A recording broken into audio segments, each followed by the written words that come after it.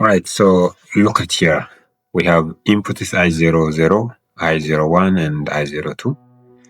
Level switches, low level switch and high level switches. And we have output here, pump 1 and pump 2. Look at here, Q10 and Q11. These are outputs. And at the middle, we have memory retention. And this is for the sake of on and off. The switch is for on and off. So set reset is on and off. So in one condition, the system gets on, and in another condition, the system gets off.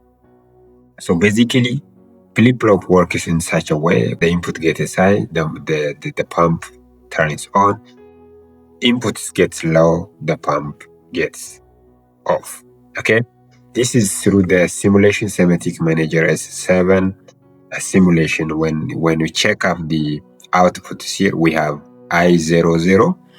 So I00 gets off. Still, outputs are off here. Look, Q10 and Q11 still turns on. The input I00 turn it off and turn it on. Once it turns on, outputs remain the same because we have here the memory retention.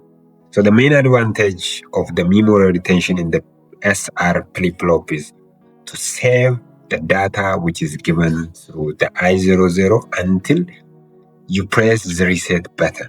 So what I have to tell you in this particular programming is you have to know your inputs and you have to know your outputs, and at the middle of that, you have to synergize.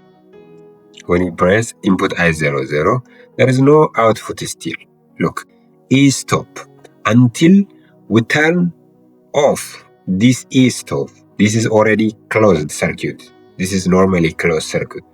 If you turn off means we have to press I02 again. Now the output gets on. That way you can run pump 1 and pump 2